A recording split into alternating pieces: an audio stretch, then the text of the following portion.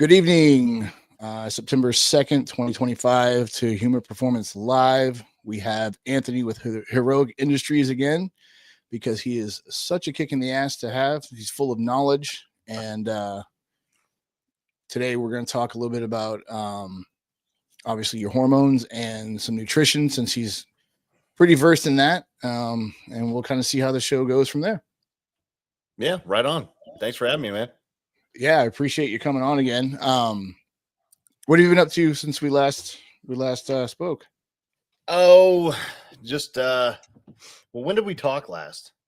About 3 weeks ago on the podcast, but I think we've spoken in between there, through text and stuff like that. But yeah, man, just staying busy with work and putting this finishing touches on this app I'm coming out with. So yeah, I'm curious about that. I can't wait for that. How much further? What are we looking at? So hopefully, it's all this stuff. It's just like building anything. It's like you think it's going to take 3 weeks, and then next thing you know, like 6 weeks later, you're like, dude, I still got another 3 weeks worth of shit to do. So yeah, it's like getting all of the movement demos filmed, getting them all uploaded, doing all that kind of stuff, and then that's about done. I should be able to finish that up tomorrow, and then just adding photos to the website and doing that kind of stuff. So hopefully just the cosmetic stuff won't take too long. The meat and the potatoes of the programming and the subscription and that kind of stuff is all done. So there'll be some cool stuff on there with like body weight only workouts, like whole programs built in, kettlebells, more functional stuff. And then probably 3 or 4 different versions of that. And then I'm actually, this is what I'm kind of excited about is I'm putting together like a tactical strength 101, which is kind of like back in the day, like this. So like CrossFit, for all its negatives, they really did a good job with their education piece, where it's like they developed like the 9 essential movements of CrossFit. And I kind of did the same thing. I took a format of that, and I was like, all right, well, as a tactical athlete, as a cop, firefighters, military, that kind of stuff, like what are the most important things that I see as like, don't take these movements away from your training, like always include like these 12 things. So I'm putting together the tactical strength fundamentals, which will be pretty cool. Nice. So basically, will your site or will your program have aside for guys that they either don't like going to the gym, they can't afford to go to the gym, but they have X amount of weight at home, stuff like that? Yeah, absolutely. So there's programs that will be available for if you have access to a full commercial gym. But really all the stuff that I write, all the programming I write is really geared towards like having less equipment than more. I mean, if you saw my garage right now, like what I train with, currently, it's like I got dumbbells and kettlebells, like 3 sets of each, like a heavy one, a medium one, and a light one. And then I've got enough weights in squat rack and bench press to do, max loading. So like about 500 pounds total for all of it.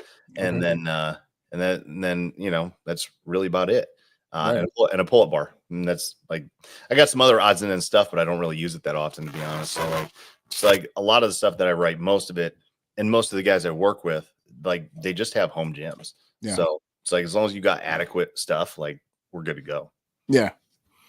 Well, that's awesome because I know that a lot of our guys would benefit from something like that just because, again, they don't want to go to the gym. They don't have time to go to the gym, but they can come home after dinner, put the kids down. They can go outside and, go out in the garage, whatever, and do 20, 30 minutes of something to get them moving. That's awesome. Now, is your site going to have nutrition information, nutrition facts and stuff like that still?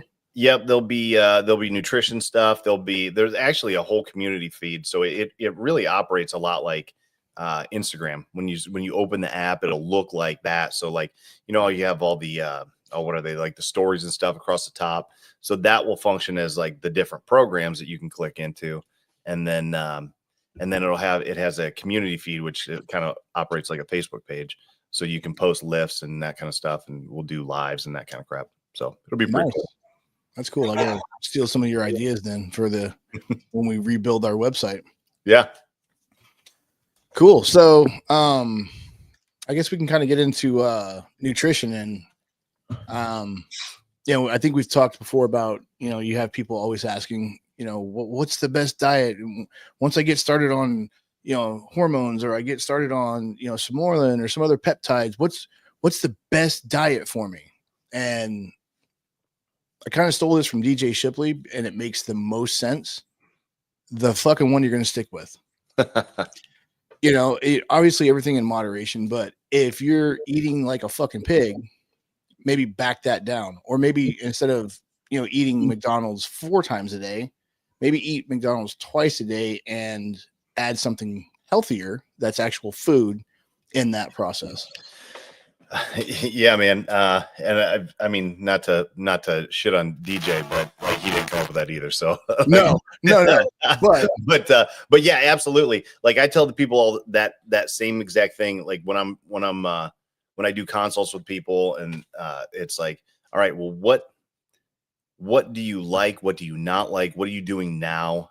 Where do we want to get to? So like I can organize the best training plan and the best nutrition plan based on science, based on all the stuff I know about nutrition protocols and training protocols. But if you hate it, right? If you absolutely hate it, then you're not going to do it. Yeah. So like we have to factor that into it as well. Or if you're just not able to do it, that's a real thing too. And, like you said with, hey, if you're eating McDonald's 5 times a day, yeah, maybe we ought to just take it down to 4 for this week and see where it gets us. I'm a big proponent of let's add more good stuff, and then we don't have to take away the bad stuff. If you're always framing things in like, oh, I have to, I have to suffer and sacrifice, and I have to like take things away, and I have to do things I don't like, and you're always like beating yourself up with it. You can only white knuckle your way through that so long before you fail. And then it creates this like negative feedback loop where it's like, oh, I'm trying really hard. It's just too much. I fail. I feel like a piece of shit. I go into the shame cycle, and then I'm off the wagon again. Right. And that creates this up and down yo-yo effect, which is like, that's just as bad as anything else. So if we can organize and like have like just a basic linear progression where it's like, all right, let's take away one of those meals, and from McDonald's, let's add in a high protein snack, and let's just do that for the week. Or let's just focus on breakfast this week, or let's just focus on water, water and walking. Like I've done that. Then if you do that for a week, and then we can layer something else, and then we get success, and we start building on that. And you can make it as slow or as fast as is appropriate for the individual, so that's where like you just have to be aware. And so that's like 75 hard, right? You familiar with that? I've heard of it, not super familiar with it. So Andy Frisella, it's a solid program, but it's basically got these 10 different things that you do every single day, and every time you miss doing one of them, you go back to day one. It's supposed to be designed for like 75 days hard, right? 75 hard, right? And it's a very, very disciplined approach. But not everything has to be 75 hard. Right. And sometimes we, especially as like hard chargers, like the types of people that we are, it's like sometimes we lose sight of that. It's like, dude, you don't have to do everything at 1,000,000 miles an hour straight out of the gate. Like you have to look at sustainability of whatever it is you're doing as well. Right. And then you have to look at as you get older, 47, you said you're in your 40s, I think. Yeah, 43. So yeah, there's an end state to your body going, that ain't fucking working anymore. So it's like that meme with Bateman, whatever his name is, where it says, when I decide I want to jump off of a cliff, and my body says, the fuck you are. But most of us don't think that there's going to be a time when that's going to be a thing to us. Our body lets us know real quick when that time is. So for guys that are still wanting to do these hard charging things, but they might have kind of a shitty diet, and a lot of guys, they're truck drivers, or they go do a lot of trainings, and there's some guys I know that they're gone 28 days a week or a month. You know what I mean? So it's like they're home 2 days. So how do you mitigate that? And you can only make so many meals to travel with. And then you got to get on a plane with all that shit, and sometimes that's just not going to work. But so finding those meals that you can eat where you're not paying $50 a meal. So there's a lot of different things that guys can look at, and I think that you could really help with helping them make more better decisions for like meals. I've always hated that terminology, cheat meal. What are you cheating? Well, I'm cheating my diet. Well, if you know you're cheating your diet, then why the fuck are you doing it? First of all. Second of all, is it really cheating, or is it just enjoying not eating boiled fucking fish or boiled chicken and rice for the millionth time this week? Yeah. So much of it is framing, and I think we've mentioned this before, but like my background is in psychology. Yeah. And it's like, and I'll die on the hill, like your mindset and your behaviors, like that matters more than any nutrition protocol or training protocol, right? Because everything that we previously mentioned about, like, hey, it's the one that you're going to stick with, right, for longevity and big picture. But also, like, if you're not framing things in a way that's gonna promote growth, then it's going to be negative for you. It's going to be a net negative. Yeah. So even the term, like, oh, it's a cheat meal. Like, I don't know, man. Like, it's not a cheat. It's just a choice. Like, you're choosing to have a lower quality food than maybe you typically do, but you're planning it. So if you plan it and you put it in place, like, you can do this. Right. It is okay. Like, it's not like, like, food's not like heroin, where if you like, you probably should never do heroin. Like, but you can have a donut and you can put it into a diet, like but you have to choose specifically where you want to put it and where it makes sense. And then you also have to look at, like, what are the results you want and how quickly do you want them? You know what I mean? Because that matters too. So if you tell me, like, hey, I'm going to get on bodybuilding stage in like 3 months, and then it's like, okay, well, this is going to be a little bit more aggressive than like, yeah, I just like to, I don't know, like, lose a few pounds before vacation or something like that, right? Like, you're talking about two different things. And yes, he did, and it was perfect timing that he said it.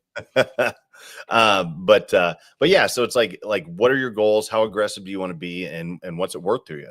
Right. But you can put those things in, and taking the like forbiddenness away from it oftentimes, like, releases its power from you. Right. So now I have a question for you. I have a very unique case with a very close friend of mine. He is wanting to lose weight, whatever. What is a practical weight that can be lost and attained in 12 months? I mean, if you break it down, like, typically for sustainable weight loss, healthy though. Yeah. Like, your sustainable healthy weight loss, you're looking at about 1 pound to 2 a week. You know what I mean? Now, depending on how much weight you have to lose, like, I mean, and actually, I just watched some of the documentary on The Biggest Loser, right? So it kind of brought this back up. But, like, you see their first few weeks in the house back in, you ever watch that show, like, back in the day? I watched, like, I would catch him when I was going to bed or something like that. Yeah. I never, like, really got into it. Pretty incredible, the amount of weight loss, like, straight out of the gate. But what you have to remember is that that's not all body fat. You know what I mean? Like, right. A lot of like, it's water weight, inflammation, that kind of stuff. It's going to come off right away, right? So that's why you have drastic weight loss if you have a lot of weight to lose right away, and then it slows down. Right. So yeah, what you're looking at is about 1 pound to 2 a week, and if you maintain that across time, that's good and sustainable. It's good and healthy. You're not losing too much too fast. It's not creating, like, potential rebound effects as much. So yeah. Okay. And then obviously getting your hormones correct. One thing that I've really researched a lot and really like is ipamorelin and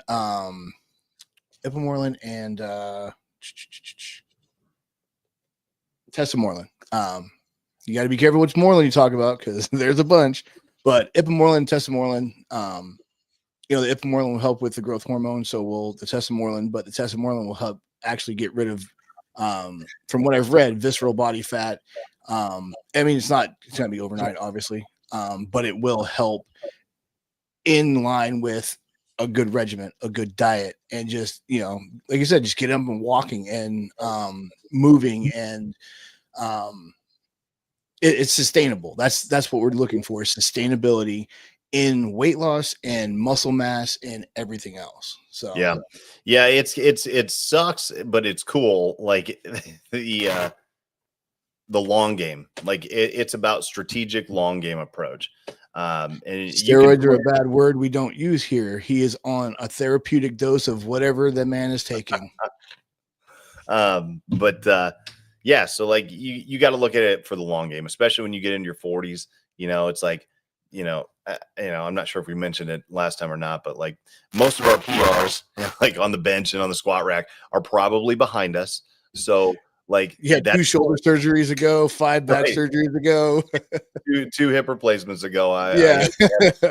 Right. We are not the people to be talking about PRs anymore. But I mean, because of that, it's like, all right, so what are you trying to prove to yourself? And like, what are you trying to get done? So you really have to keep that goal, like those goals in perspective, or your ego is going to get the best of you, and you're going to try to keep up with your kid in the weight room, and then tweak your back, blow your shoulder out, like whatever. Blow your shoulder out, and another replacement. So, what is your just generic, obviously? If a guy comes in and says, "Hey, I got with Phil. He got my hormones dialed in. It's been about 2 months. I feel amazing. Now I need to get back in the gym, but I also need help with my diet." What is something that you're going to tell that person right off the rip? Obviously, after you find out their end state, I just want to lose some weight. I want to feel better. I want to be able to get out of bed without being in excruciating pain, because of the inflammation in my body and all of this stuff. Yeah. So the first thing I'm going to do is find out like what you're doing now and where you're at now and where you want to get to. Right. I'm walking 15 minutes a day. All right, cool. So I would also go through and say, like, what are you doing nutritionally? Where are we at from a baseline standpoint now? And then, how do we get to, like body weight, grams of body weight per, for protein, like that type of thing. Okay. What can we get to make sure that you're in a caloric deficit and it's sustainable, and then map out like, going through periods of like big picture stuff, small picture stuff, like, all right, attacking deficits, right?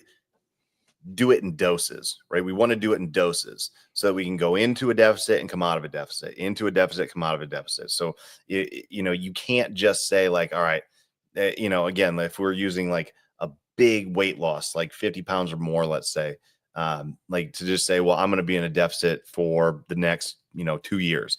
Like that's kind of unsustainable. You can't just punish yourself and starve yourself for 2 years. Like you're not going to. So we need to find out where your baseline is and where your maintenance is so that we can go up and down accordingly. Right. And then it also helps too, when you're doing this, like this is kind of a bigger goal setting conversation, but like, all right, so we know our goal is X, but through the year, like we should probably change to have some micro goals, some performance goals, some aesthetic goals, some health goals, so that we're kind of like not just always hammering the same pathways and the same things all the time. So we kind of like keep the big picture in mind, but you kind of have some other things that you're doing throughout the year so you don't get bored, and it keeps your focus and that kind of stuff. Makes it more fun too. Yeah, and that's the thing is like I figured out when I was young, there's no way in hell I could be a bodybuilder. First of all, I don't like eating. I think it's a waste of time. If I didn't have to do it to live, I probably wouldn't do it at all. With that being said, those guys have to eat 8, 10, 12, 14 times a day. And that is not my idea of fucking fun at all. Waking up to eat is not fun to me. And the bullshit they have to eat, damn near no flavoring. And it's just like that does not seem like my ideal good time. But I also have never understood being on a stage posing. Obviously, being in the military, we lifted weights for a completely different reason. And same thing with police officers and firefighters. It's all functional muscle, functional mass, because you still got to be able to move, swim, jump, shoot, all that stuff. And then get a kit on that, isn't special made because your ass is so big. So that's like, I think that a lot of guys need to, or should be looking, and even ladies should be looking into more functional approaches to working out and stuff like that. And I don't care what people do. Do whatever the fuck you want. If you want to go and put as much weight on as you can, great, cool. If you think it looks great, I think it looks great. But for the average guy like us, that police officer, retired military, retired police officers, they're just trying to feel good again. Like you said, we need to leave the ego at the door, because that's going to get us hurt. And on top of that, it's not gaining you anything. You're not gaining any ground. And every time you get hurt, you sit out for 6-8 weeks, a minimum. I mean, shit, every injury I've had, 6-8 weeks just to get to physical therapy. Yeah, but if you hit that lift on Instagram, then it's worth it, right? Yeah, I mean, honestly, like, to each its own. Like, if it's that important to you, then hey, the risk. Like, you're an adult, make the decision. You know what I mean? But yeah, I mean, when you talk about like training goals, okay, so you're looking at aesthetics, performance, and health. Those are basically the 3 buckets that they fall into.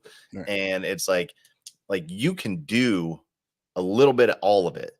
And it's totally cool. Now, the further you get towards one aspect, the more you're going to leave the other 2 behind.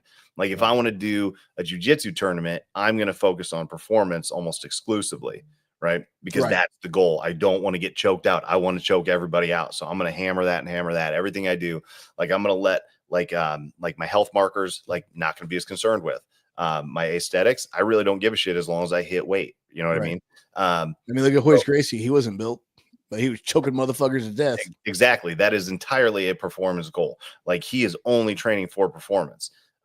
So like, that's fine. But you can have a little bit of everything. And, again, like, the errors that we made back in the day with CrossFit when we first started, right, in like 2007, is that everything was performance driven. Everything is like, what's your horsepower? What's your total loads? What's all this? Like, all of it's performance based, which is functional, right? Yeah. So the issue with that is when you overuse intensity and you don't ever focus on, like, man, maybe we should just chill out and do some biceps today. You know what I mean? Like, maybe we should do some bodybuilding style stuff for the next 4 weeks, and then let all this other shit kind of chill out.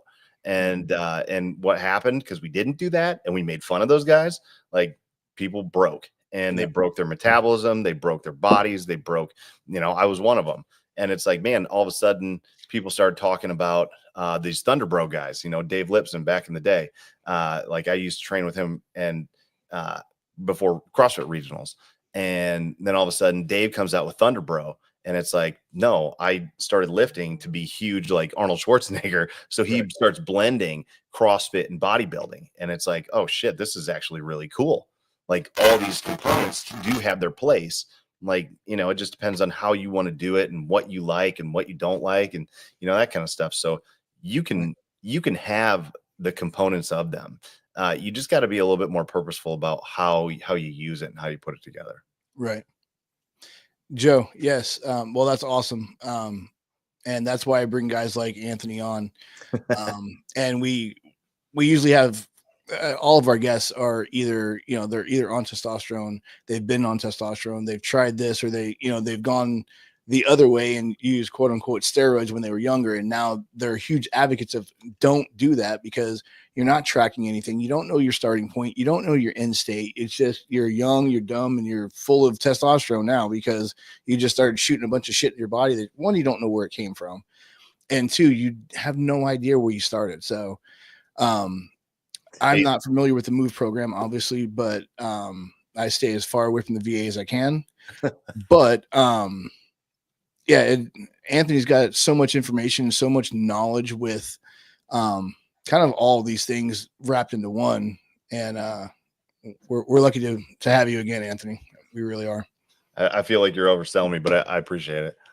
Well, you just keep talking, you'll sell yourself, Bubba. So with once you get on getting your hormones dialed in and starting getting them correct, what's the most important part of your diet as far as like one thing I always had a problem with in trying to wrap my head around is guys are like, oh, I'm counting my macros, I'm counting this, I'm counting that. I'm like, that seems like too much goddamn work for me. I'm not doing that. If that's what it takes to do that, not doing that. I'm just gonna fucking send it. And if I feel like I'm full, maybe next meal not put too much on, Yeah. So what you're describing is like intuitive eating and like eyeballing food, right? And there's nothing wrong with that. The issue with that is if you don't know from a metric standpoint, like what your calories are. So if is weighing and measuring all your food a pain in the ass? Yes, it can be. Some people hate it a lot more than others, but it's kind of annoying, right?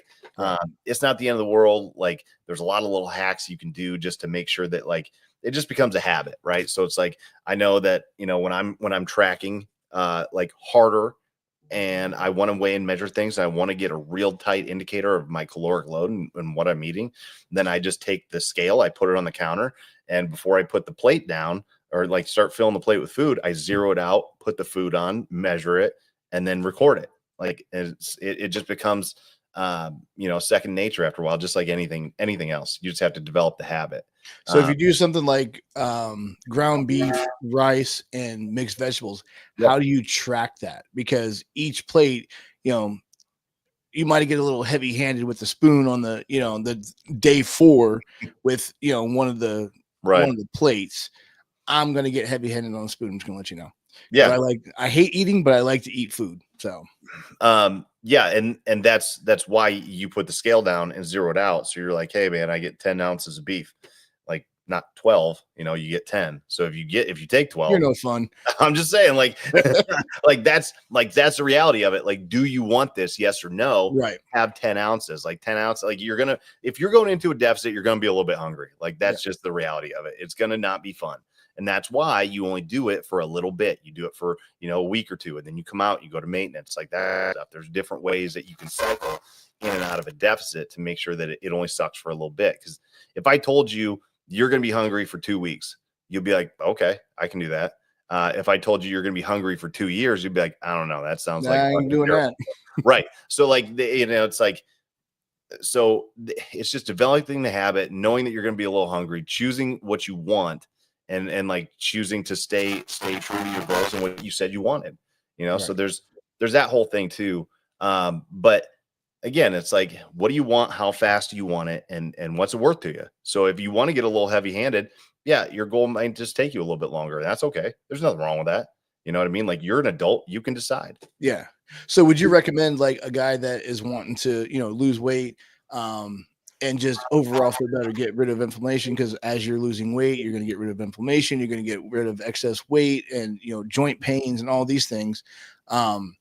Would you recommend going into a deficit like for a week and do come out of it, do maintenance a few times before they like step up to the big boys and start doing 2 weeks and then 3 weeks? And would you recommend it a little bit at a time, or would you say just fucking full send it and it's going to suck until you get used to it?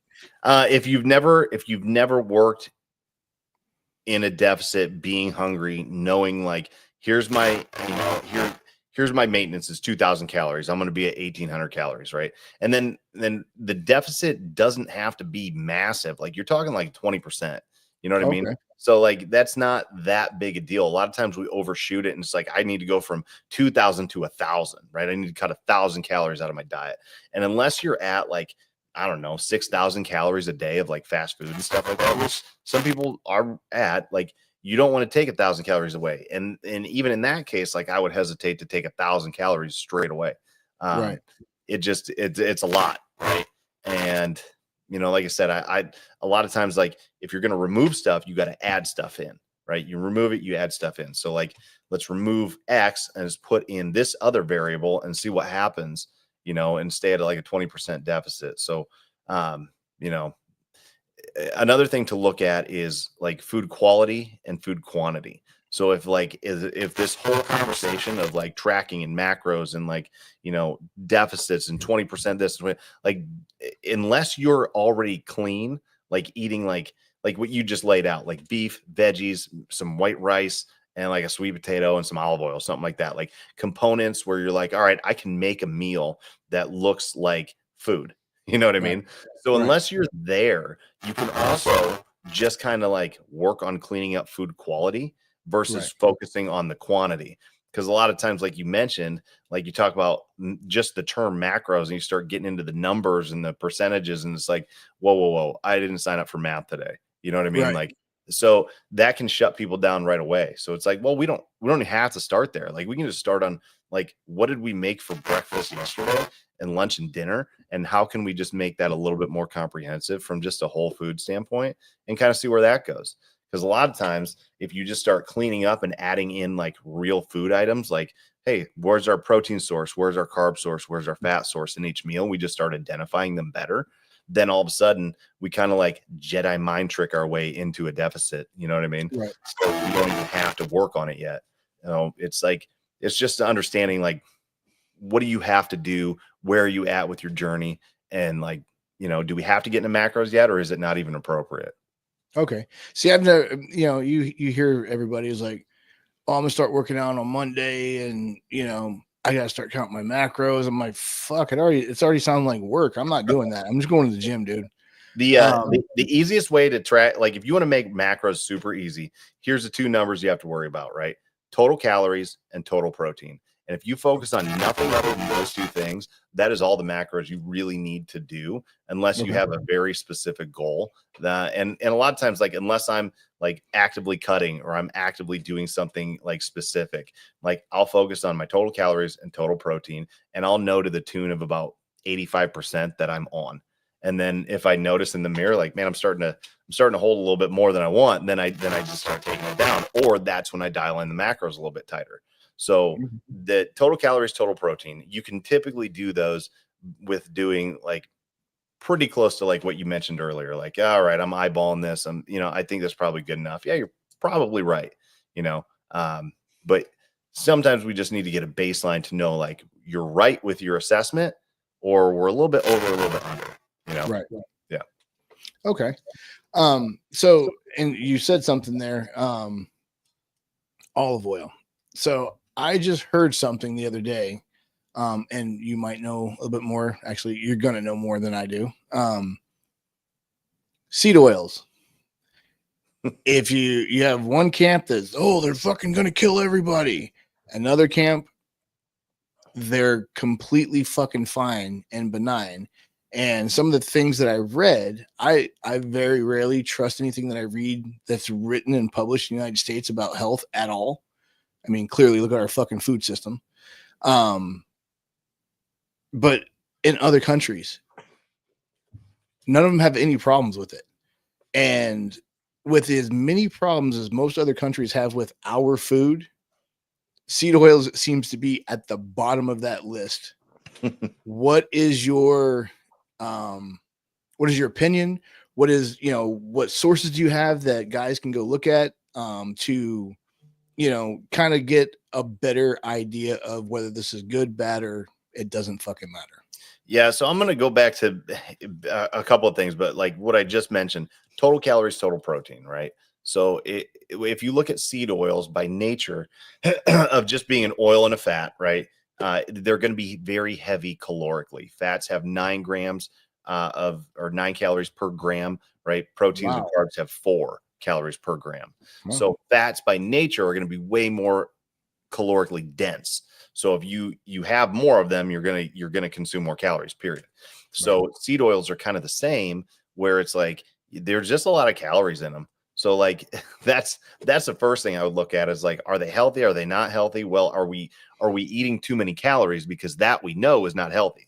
You know what I Right. mean? And seed oils go into more lower quality foods and that kind of stuff. So, like, you're going to have lower quality foods. So, there's a lot of confounding factors here that you need to kind of pull apart. Like, one, they're calorically dense. Two, they're in lower quality foods. And that right there is enough for me to go, like, well, it's not the seed oils themselves. It's all the shit that's coming with it. Right. We're over consuming, and the food items themselves that they're in are not, like, not the best. Right. So yeah. So if you want resources on that, they can give you more information. Like, I listen to guys like Lane Norton, who says it's calories. The seed oils, like, maybe down the line they'll do more studies, but like right now, like, it's nothing that I would get super obsessed about personally. And that's kind of what he says too. Mike Israetel kind of says the same thing, where it's like, we get these zealots on either side, where it's like, well, are your total calories in check? Is your total protein in check? And if those two things are in check, then you're probably not over consuming much of anything else. Right. So, like, that's why it's like, well, what are the numbers that matter? Total calories, total protein. The rest kind of shakes itself out. Okay. Well, that's interesting, because that's now the third person I've heard it from. And I don't know where the whole, or when the whole seed oils are horrible for you and you're gonna die if you're eating them. It's like, fucking everybody eats olive oil. That shit comes from a fucking seed, right? You dumbass. Well, olive oils, I think they're I can't even remember what oils they're specifically talking about as far as seed oils, like grapeseed oil, stuff like that. But it's like these guys, and this is, God bless social media, because we're using it right now. But like, there are people that view things through a very myopic lens, and they really like clicks. You know what I mean? All their mom's basement. Well, it's the, some of these big name people. I'm trying to remember some of their names right now, and I'm kind of drawing a blank. Probably better that I do that. But anyway, it's like they're pitching such a narrow view of like carnivore diet, where it's like, no, seed oils will kill you, because so will all this other, these plant materials and all this other stuff. It's like, this will all kill you. It's very extreme. And then the social media pushes those extreme views, and then everybody gets clicky and starts yelling at each other, and then it just blows it up further. So what's your opinion on the carnivore diet then? So all nutritional protocols are a tool. Okay. Now, if the tool is appropriate, give it a shot, right? If it's not, then it's not. So I think I think a more well-rounded, especially for most people, like a more well-rounded nutritional plan is going to be better, right? Typically. But if you want to go for 2-3 months, do all carnivore, see what happens, like, more power to you. If it does great, keep doing it. If I talked to Keto 5.0 of a while back on my podcast, and like, keto changed his life. Now, if you listen to his story, there's a lot of stuff where you're like, well, was it keto, or was it just the fact that you use keto as a vessel to get your shit together? You know what I mean? To fix your head and your body, and everything kind of like flowed with it. Like, I don't think it's ever just, your diet. Exactly. It's never just your, getting on hormones. It's never just, I went to the gym once and fell in love with it. It's never just one thing. That's just a catalyst that got you to where you are. Absolutely. So yeah, I 100%. That's why these people are, oh, you have to be on keto to lose weight. You have to be on carnivore to lose. The fuck you do. I mean, there's vegans that are jacked and do stuff. I would never do that. Like, that's not a tool that I choose to use, but like, yeah, I don't know. They're all just, Mark Bell. I heard Mark Bell say this years ago from Powercast. And he said that just because you're on a carnivore diet now doesn't mean an all plant diet next year won't be appropriate. Right. You know what I mean? Like, we are different people, on a day-to-day basis from a cellular level. So like, you just got to keep an open mind and don't be dogmatic about it. So I read an article about vegans, because you brought them up. So if they come after us, it's your fault. Go after him. I'll take it. It was saying that vegans and vegetarians that do not ever eat any meat or any like high fat meats and stuff like that, that their brains, and this is like a 5-year study, that their brains are actually smaller. Well, 6.57 million years ago, what did man start doing? Eating meat. And somehow we started getting smarter. Now, I understand that being a vegan or being vegetarian is a tool. And like my wife has a friend that she's known since she was a kid, and she started having all these stomach issues and stuff like that. And the doctors never told her to do anything, but she became a vegetarian. But she'll eat fish or chicken, occasionally. But just red meat messes her stomach up, and she just doesn't feel good. So she made a choice to do that and didn't go, I'm vegetarian, I'm a vegan. She just did it, and it didn't matter to her that everybody knew. So we had a barbecue here, and I remembered that she was vegetarian. So I specifically made something for her. And she's like, you didn't have to do that. You made chicken. I would have eaten that. I'm like, oh, okay. I just thought you were, a vegetarian. She's like, not strictly, but, I try to eat just as clean as I can. So, and then she explained to me that, I had some stomach issues or whatever. So there are people out there that they are vegetarians or they are vegans, but they're not fucking weird about it. It's just like somebody that's in AA. They want you to know that you are in AA. Cool. I'm glad you're doing something good for yourself, but you don't need to tell the world that you're doing something good for yourself. Just do it. What's up, Kevin? So yeah, I kind of got off on a tangent there. That happens when it comes to vegans and vegetarians, because they're that is one thing that I don't know a ton about is vegans, vegetarians. I don't know a ton about those things. So like though if I've had several people that have come and be like, well, I want to do an all plant diet, and yeah, that's actually accurate. But yeah, so those are times that like I'll honestly refer out because I don't have enough of a background with it. I'm not it doesn't interest me that much to really learn a ton about it. So that's right. We all have our sticking points, but I do know that like one of the biggest issues with vegans and vegetarians is that like you don't get complete protein, so you got to pair certain things with certain things so that you complete the protein. Like you have to have rice and beans so that you can like make a complete protein, and that's it sounds like a pain in the ass to me. I'd rather just eat some meat, but or you make shit that looks and tastes like fucking meat. Well, yeah, that's some fucking meat. Well, that I don't. I mean, I understand it, but I don't. It's kind of like the whole like paleo thing. Like, well, we're making paleo cookies. Like, well, you're making Neolithic food in a paleo way. That's the stupidest shit I've ever heard. Right? So it's like. So like it's stupid. Either eat it or eat the damn cookie or shut up about it and don't. It's like you don't eat burgers. This is not an impossible burger. Like you don't. It's impossible to eat it because it tastes like shit. Right. I saw somebody order one of those and I just shook my head. I was like, okay, that'll be fun. Wait till that fucker comes out. It's gonna be a brick for you.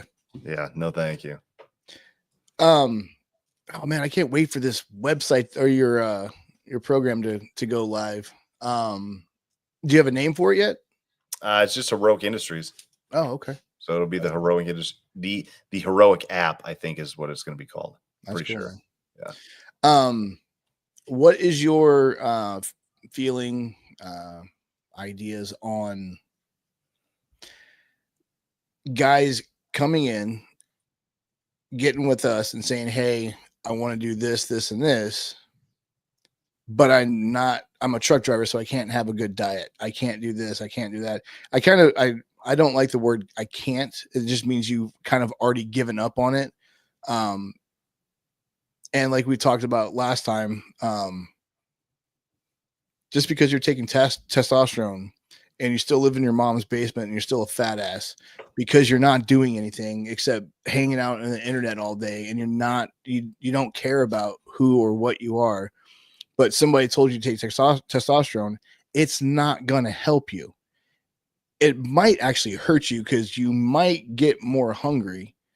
It's not like pot or anything, but your body's still going to process the food faster. Your body's going to still try to do all that faster, but at the same time, you're eating more now. So you're going to gain weight faster. And, I try to tell guys, I'm like, this has to be a lifestyle. And I don't mean it has to be crazy fucking Lance Armstrong going up a mountain on a bicycle. or you've got to train like Sean Shirk or any of these other guys, right? You just have to get up and walk, do a couple push-ups. You know, if you can do sit-ups, do modified sit-ups, do modified push-ups, do whatever you can, because you'll see that start to melt away fairly quickly. And obviously the very beginnings when you're going to have all the super good success and they're going to hit that plateau. And that's where guys need that help, need somebody like you be like, hey man, I know you hit that plateau. I know it sucks, but if you push just a little bit harder, you're going to get a little bit more elevation out of it. What do you think? Yeah, I mean, so to address like, well, I can't do this, I can't do that. You know, that's one that's never true. You know what I mean? Like those are lies that you're telling yourself. But like, let's use the example of a truck driver, right? For example, if you come to me and you're like, hey, I drive a truck, I'm on the road, you know, 5 days a week, right? For an extended period of time. It's like, okay, well, what's the biggest issue? Well, I can't eat well because I'm always on the road. Okay. So then you have to unpack that whole belief system and then rewire that and rework that. Because you can, you know, like here's the truth of like being in a sedentary job, and even being a cop is like this, you know, a lot of days where it's like I sit in a car, you know, especially in the winter when it gets cold, I sit a lot more than I don't. And it's like, what does that mean for my base metabolic rate? It goes down. So what does that mean for my calories? Those got to go down too, or I'm going to get fat. Like that's just math, you know? Yeah. So if you're sitting in a truck, driving a truck, and you don't move a lot and you can't eat anything other than fast food, you're going to be limited to a very small amount of food. You know what I mean? Like that's all you get from a math standpoint. And if you say you can't do that, well, then you can't have results. Like more than likely, like it's just not going to work. You know, not the results you want anyway. Yeah, it's like, well, then you don't want it bad enough to make the decision, right? You don't want to, but you have to make some of those choices, and you have to put it in a frame and make it work, because you can. Like, you know, Kevin's asking about rotating shifts. Like, rotating shifts are a pain in the ass. Like, they are a pain in the ass. Now, I would say, like, what are your specifics around, Kevin? Like, what are your specifics around the shift, and the rotating shift? But like, you can make it work and you can apply it to your life. You just might have to be a little creative about it.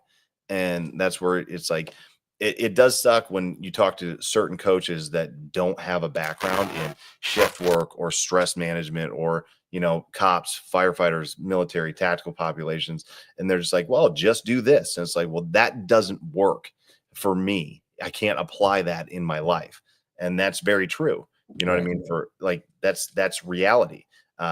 So having people that understand that, like you and, you know, me and like other people in this network, and it's like, okay, well, now we can take this information and we can apply it to your life, and then it makes sense, you know? Right.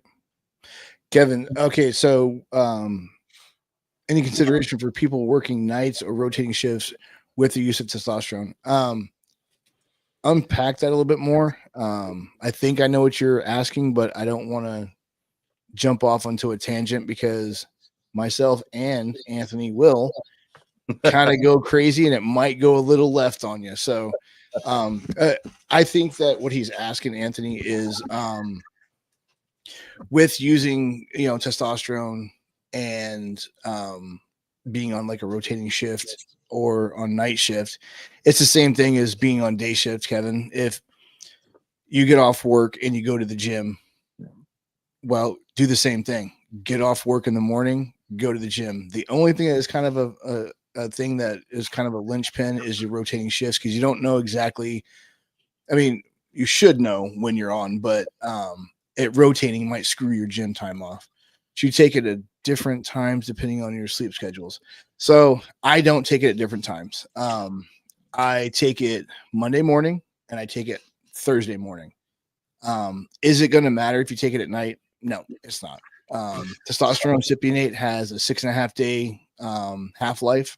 So if you take it, if you forget in the, you know, Monday night and it's 11:59, your body is not going to know the difference between taking it at 9 in the morning or, you know, 11:59 right before it goes the next day. Even at 12 o'clock in the morning, it's not really going to be that big of a deal because it still has a 6.5 day half-life. And if you did it on Monday and Thursday, you're still inside that window of 6.5 days. So I hope that answered your question. I doubt it did because I went a little nerdy with it, but I did. So I said what I said.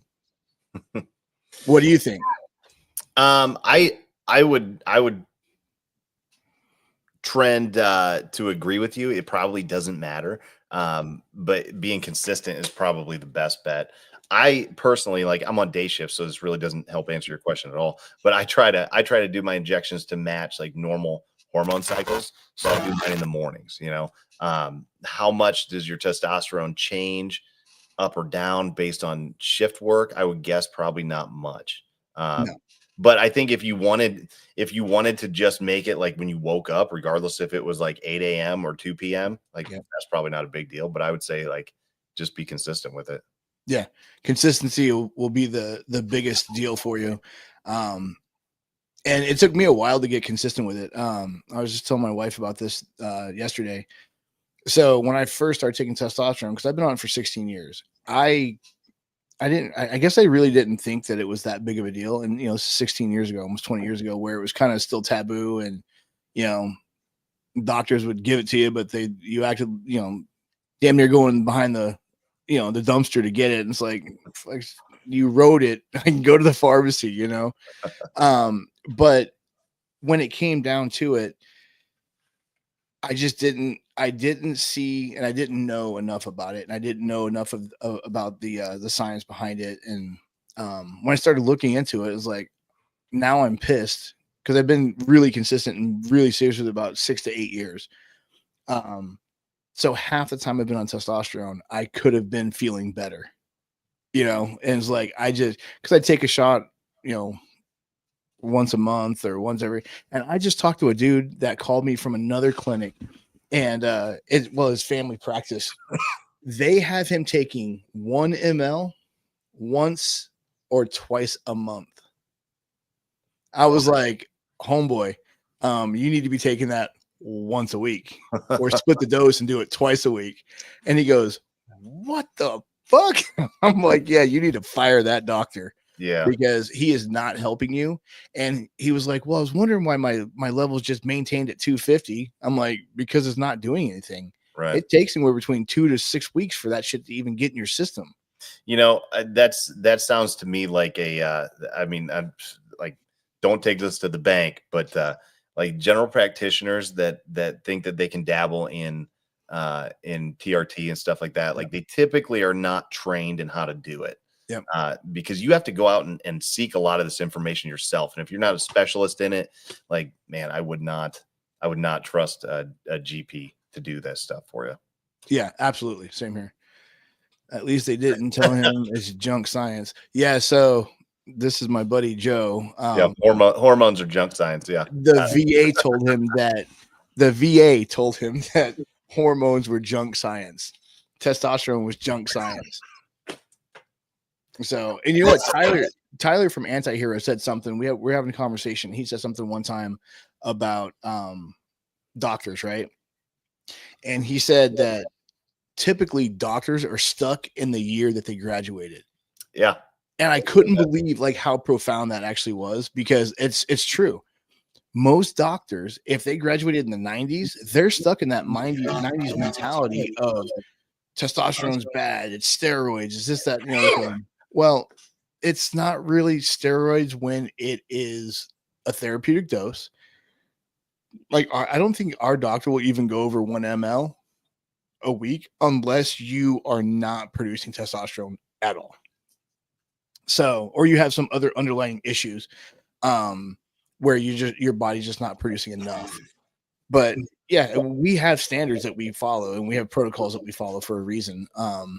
And I bet you I can show that doctor that Joe was talking about more information about how it's not junk science and how his mentality is junk science. And, and I believe doctors still take an oath that say to do no harm, right? Well, if you have guys that are sick and they're not getting any better, and you're telling them what they're asking you for is junk science, well, you're doing just that. You're doing harm. Because what if that guy ends up going home and killing himself because he doesn't see another way out? He doesn't see any light at the end of the tunnel. At least we help offer a light at the end of the tunnel. You're going to have to fucking work your ass off. But we offer a light at the end of that tunnel. Yeah, to be fair to doctors, there's a lot of people in every profession that get stuck. Like, think about cops, right? Yep. Cops, case law. Like, I graduated the academy in 07. Okay, so if like a lot of guys that graduated in 07 never looked at case law again, and they're running on case law from 2007. Yeah. So and it's, to an extent, the musical like library that I have is stopped about 2008, right? And I don't listen to any new music anymore because it all sucks. So yeah, same here. so I mean, to be fair, like, that doesn't give them a pass by any means, but at least just say, I don't know enough about that. Let me get you to a specialist, which is your job as a GP. Like, Right. Just say it. Like, I'm a general practitioner, not a specific person. Here is the phone number for somebody that knows more than me. Yeah. And that's all you got to do. Not say it's junk science and make it up because you feel stupid. Yeah. Like, that's exactly what happened there. Like, yeah. He felt like an asshole because somebody Yeah. asked a question that he didn't know about. And Yep. instead of being like, that's a really good question, let me ask my nurse if she knows somebody to recommend, or let me call another doc real quick. Right. But no, they don't do that. That's where, but it does highlight a really important thing in this whole process is you have to be a good consumer. And and if you're not listening to people that you think like, man, this guy seems like he knows a lot, or I'm verifying that, like, oh, he said something about TRT at this dose, I'm going to Google it or chat GPT or follow up or ask other people. Like, if you're not doing those things, like, you are following blindly. And like, I don't really have a whole lot of sympathy for you. You know what I mean? Like, you have to be a good consumer with the whole process.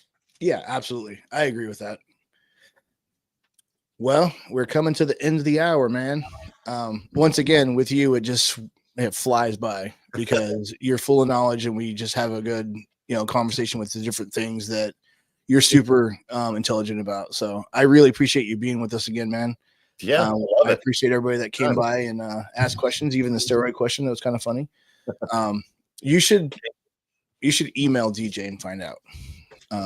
He might tell you. I don't know. But I do know that man's had like 30 surgeries. So I'm sure he's got something going on. Speaking of steroids and emailing people and asking, so a buddy of mine, I'll have to get the full story for you, but a buddy of mine a few years ago emailed Larry Wheels, and he sent me like an Instagram message, and he was like, hey man, how are you doing so well on the platform, or something to that effect, like asking him about his lifts. And he sent him back like 2 pages of a steroid cycle. He goes, do all this. He was like, well, I was talking about lifting, but thanks, man. Yeah. Here's $20,000 a month you should take. So, all right, man. Well, I appreciate you. Appreciate you guys. And we'll see you next week.